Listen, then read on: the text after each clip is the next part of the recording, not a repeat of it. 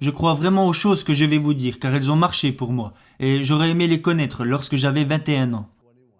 Il n'y a que 3 règles que vous devez suivre. La vie n'a pas à être compliquée. Nous nous compliquons trop la vie. Je vais faire 5 suppositions sur les personnes présentes dans cette pièce aujourd'hui. Je suis prêt à parier que vous voulez réussir votre vie professionnelle.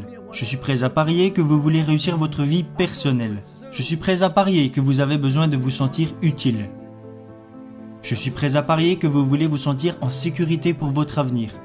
Et le 5e point est que je suis prêt à parier que vous voulez aller au paradis. Je vais maintenant vous donner un plan simple pour réussir les 5, parce que vous n'avez pas besoin de sacrifier votre vie religieuse ou votre vie personnelle pour réussir professionnellement. Tout est lié et ce n'est pas compliqué. J'ai toujours essayé de ne jamais me compliquer la vie. Vous rendez-vous compte qu'un arc-en-ciel comporte seulement 7 couleurs ?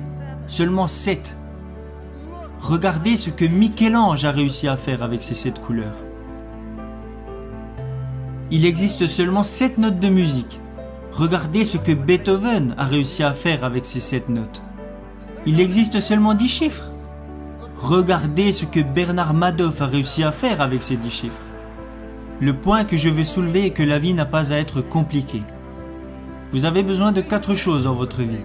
Et s'il vous manque une de ces 4 choses, vous ressentirez un vide énorme.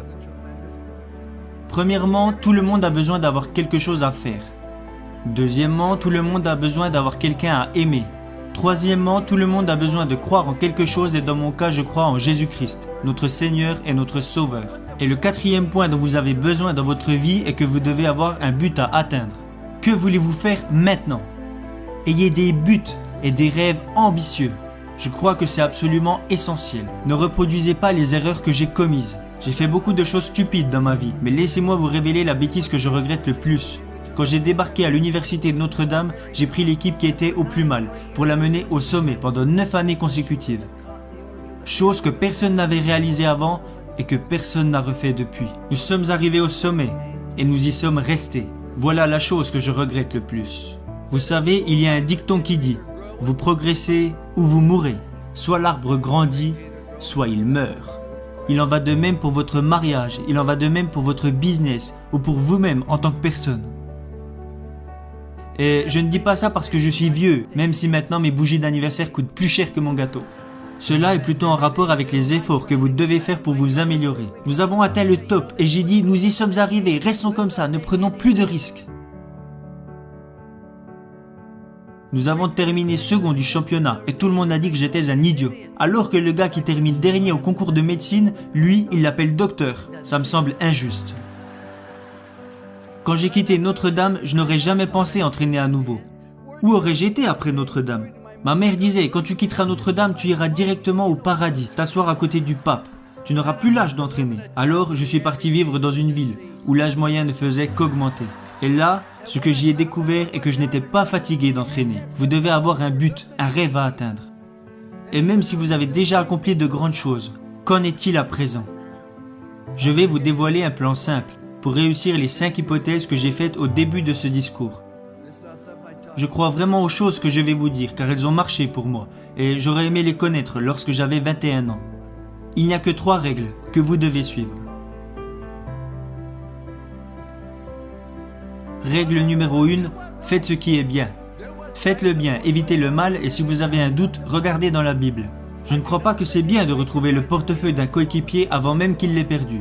Ça s'appelle du vol, mon garçon. Je l'ai trouvé, oui, mais il ne l'avait pas encore perdu. Faites ce qui est bien. Il n'y a jamais de bon moment pour faire de mauvaises choses.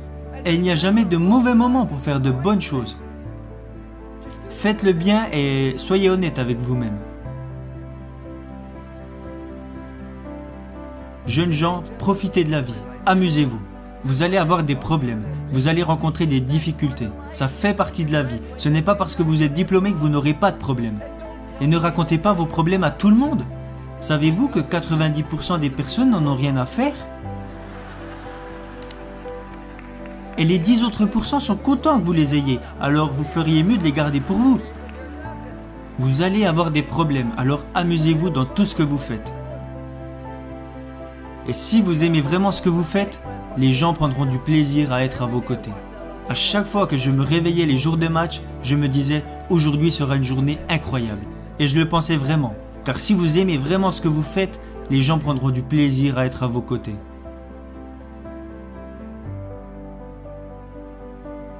Règle numéro 2. Faites du mieux possible avec les capacités que vous avez et le temps qui vous est donné. Vous savez, tout le monde n'a pas les capacités d'être en équipe première. Mais tout le monde se doit de donner le maximum qu'il est capable de donner. Si vous voulez échouer, alors vous avez le droit d'échouer. C'est ça qui est génial dans ce pays. Vous n'avez pas le droit de faire échouer les autres si vous n'exploitez pas au mieux vos capacités. Vous avez mis un enfant au monde. Vous avez un business. Vous avez rejoint une équipe. Vous avez des obligations et des responsabilités envers d'autres personnes. C'est pourquoi vous vous devez de donner le maximum de ce que vous êtes en mesure de donner, dans tout ce que vous faites. Ce n'est pas compliqué. Vous savez, jeunes gens, je suis né avec une cuillère d'argent dans la bouche. Je suis né à Follansbee, en Virginie occidentale. Je suis repassé à l'endroit où je suis né hier, vers 22h30. Je suis né dans la cave de ma maison, mis au monde par le docteur McGraw. Nous n'avions qu'un lit pour moi, ma sœur et mes parents. Nous avions une demi-baignoire et une petite cuisine. Et nous avons vécu dans cette maison pendant plus de 7 ans. Il n'y avait pas d'aide sociale à l'époque, nous n'avions pas de coupons alimentaires et nous n'avions pas d'argent de côté. Mais j'ai toujours eu assez à manger, parce qu'à chaque fois que je voulais me resservir, mon père me disait non, tu en as déjà eu assez. Mais la raison pour laquelle je dis que je suis né avec une cuillère d'argent dans la bouche, mon père avait arrêté l'école en CM1, voilà toute l'éducation qu'il avait. Alors pourquoi je vous dis que je suis né avec une cuillère d'argent dans la bouche ? C'est parce que mes parents m'ont appris que la vie est une question de choix, et qu'ils soient bons ou mauvais, ce sont vos choix qui vous définissent. Alors ne blâmez jamais les autres, car si vous recevez une bonne éducation et que vous êtes prêt à travailler dur et à surmonter les problèmes et les difficultés, alors dans ce grand pays, vous pouvez accomplir des choses extraordinaires. Voilà pourquoi je dis que je suis né avec une cuillère d'argent dans la bouche.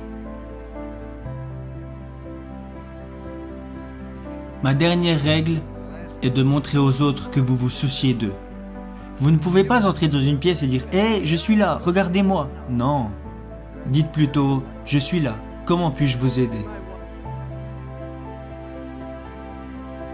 Ce n'est pas si compliqué.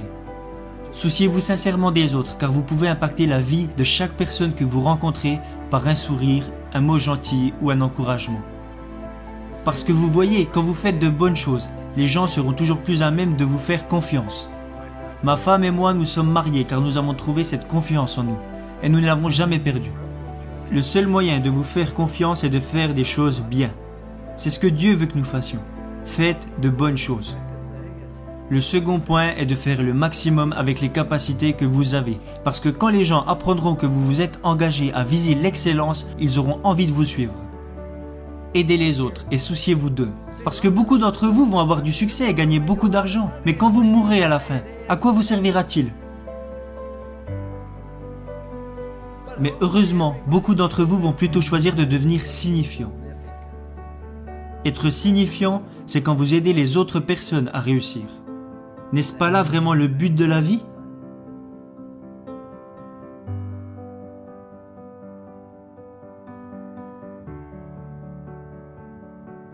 J'aurais aimé connaître ces 3 règles lorsque j'avais 21 ans, et je les utilise maintenant depuis plus de 40 ans. C'est pour cela qu'il y a une statue de moi devant l'école, même si je pense qu'ils l'ont plutôt mise là pour que les pigeons puissent se reposer. Mais si vous la regardez bien, il y a 3 mots inscrits au pied de cette statue. Confiance, engagement, amour.